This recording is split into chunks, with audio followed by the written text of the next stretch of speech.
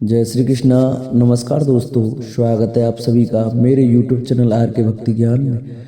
भक्तों, आज की वीडियो में हम आपको पुत्रदा एकादशी की व्रत कथा सुनाएंगे। तो सभी भक्तजन हमारी पुत्रदा एकादशी की व्रत कथा को श्रद्धा भाव और प्रसन्नचित्त मन से सुने।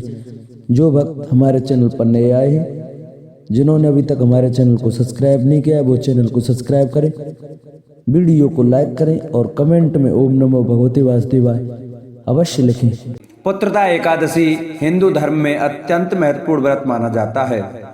यह व्रत संतान प्राप्ति और संतान की सुख समृद्धि के लिए अत्युत्तम माना गया है।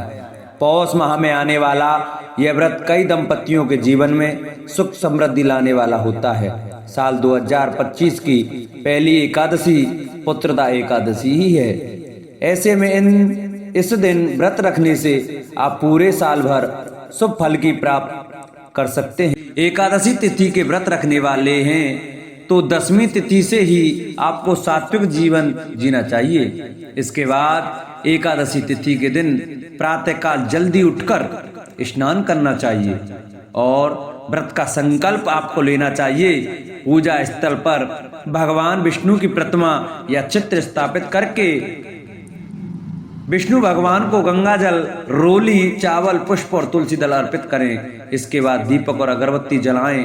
तत्पश्चात भगवान को फल, मिष्टान और पंचामृत अर्पित करें। व्रत रखने वाले के लिए पूजा के दौरान पुत्रदा एकादशी की कथा सुनना अनिवार्य माना गया है। कथा सुनने से व्रत का पूरा फल प्राप्त होता है। इस दिन व्रत रखने वाले को दिन भर भगवान विष्णु के नाम का जप करना चाहिए। आप चाहें तो ओम नमो भगवते वासुदेवाय मंत्र का जाप कर सकते हैं। व्रत का पारण द्वादशी के दिन सूर्योदय के बाद आपको करना चाहिए। इस दिन ब्राह्मणों को भोजन खिलाकर दान दक्षिणा दें और फिर स्वयं भोजन ग्रहण करें। पुत्रदा एकादशी का महत्व। पुत्रदा एकादशी का व्रत करने से दंपतियों को संतान सुख की प्राप्ति होती है। इसके बाद ही इस दिन व्रत रखने से पापों का नाश होता है और मोक्ष की प्राप्ति होती है। यह व्रत पारिवारिक सुख शांति और संतान के उज्जवल भविष्य के लिए भी अत्यंत शुभ माना जाता है। पौराणिक कथाओं के अनुसार महिष्मती नगरी के राजा सुकेतुमान और उनकी रानी सेव्या ने इस व्रत को रखा था, जिससे उन्हें योग्य संतान की प्राप्ति हुई थी। पुत्रदा एकादशी क्यों मनाई जाती है? धर्मशास्त्रों के मुताबिक मुख्य रूप से पौष पुत्रदा एकादशी व्रत पुत्र प्राप्ति के लिए रखा जाता है। ऐसे में जिन वैवाहिक जोड़ों को संतान की प्राप्ति नहीं हो रही है, उन्हें यह व्रत जरूर रखना चाहिए। पुत्रदा एकादशी के दिन व्रत रखने और भगवान विष्णु की पूजा करने से संतान की प्राप्ति होती है। पुत्रदा एकादशी के दिन भगवान विष्णु संग लक्ष्मी जी की आराधना भी की जाती है। धार्मिक मान्यता है कि इस व्रत को करने से भगवान विष्णु की कृपा मिलती है और संतान की प्राप्ति होती है। पुत्रदा एकादशी से कुछ जुड़ी बातें। पुत्रदा एकादशी व्रत को करने से निसंतान दंपति और नवविवाहित जोड़ों को पुत्र प्राप्ति होती है। पुत्रदा एकादशी व्रत को करने से संतान से जुड़ी सभी समस्याएं दूर हो जाती हैं। पुत्रदा एकादशी व्रत को जरूर सुनना चाहिए। माना जाता है पुत्रदा एकादशी व्रत को दो तरह से रखा जाता है। निर्जला व्रत, फलाहारी व्यंजन लेकर व्रत। पुत्रदा एकादशी पर क्या नहीं करना चाहिए? पुत्रदा एकादशी के दिन चावल नहीं खाने चाहिए।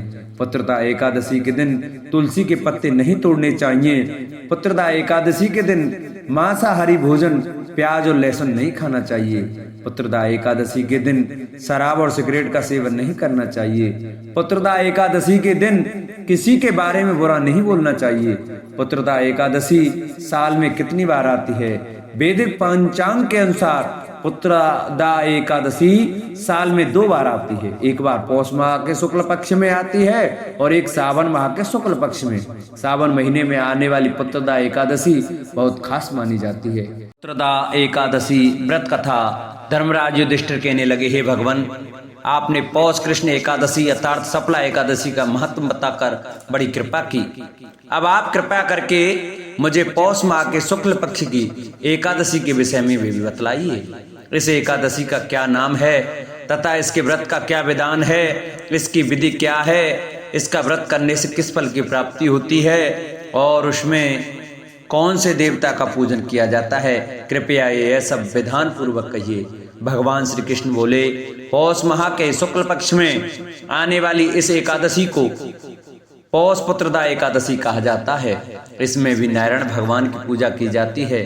विधि पूर्वक इस व्रत को करना चाहिए। इस चर और अचर संसार में पुत्रदा एकादशी के व्रत के समान दूसरा कोई व्रत नहीं है। इसके पुण्य से मनुष्य तपस्वी, विद्वान और लक्ष्मीवान होता है।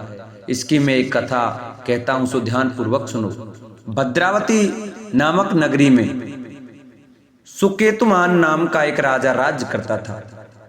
उसके कोई पुत्र नहीं था। उसकी स्त्री का नाम सैव्या था। वह निपुत्री होने के कारण सदैव चिंतित रहा करती थी।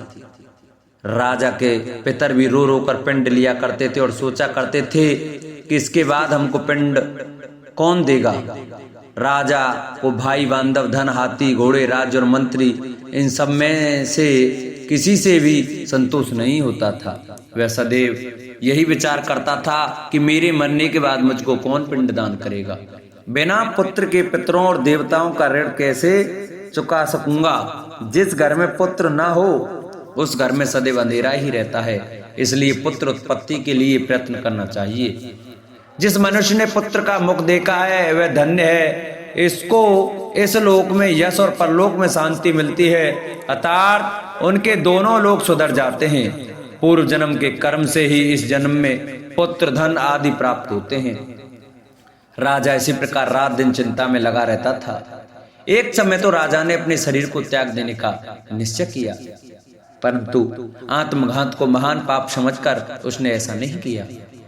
एक दिन राजा ऐसा ही विचार करता हुआ अपने घोड़े पर चढ़कर वन को चल दिया तथा पक्षियों और वृक्षों को देखने लगा। उसने देखा कि वन में मृग, व्याघ्र, सुअर, सिंह, बंदर, सर्प आदि सब भ्रमण कर रहे हैं।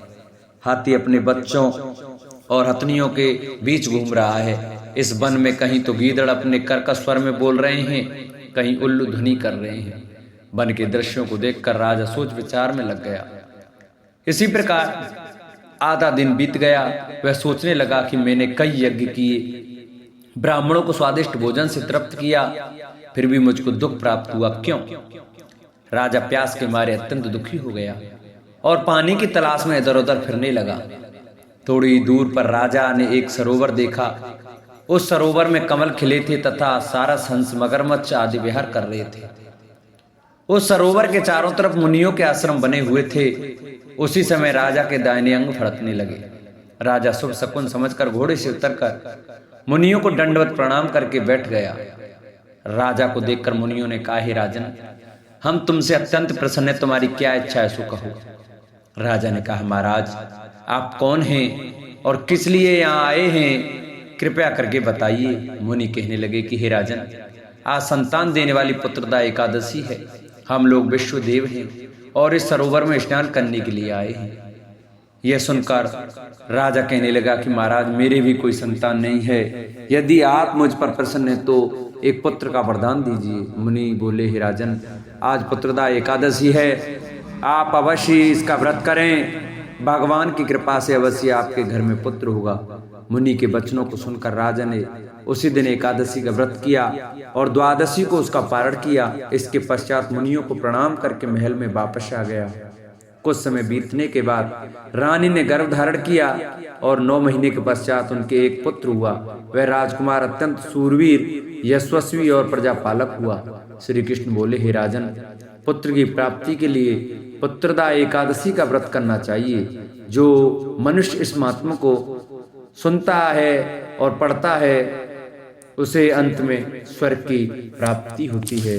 बोलो कृष्ण कन्हैया लाल की जय। बोलो विष्णु भगवान की जय। जिन भक्तों को हमारी ये वीडियो अच्छी लगी हो वो हमारी वीडियो को ज़्यादा से ज़्यादा शेयर करें। जिन्होंने अभी तक चैनल को सब्सक्राइब नहीं किया है वो चैनल को सब्सक्राइब करें, वीडियो को लाइक करें और कमेंट में ओम नमो भगवते वासुदेवाय, जय श्री राधे, जय श्री कृष्ण अवश्य लिखें।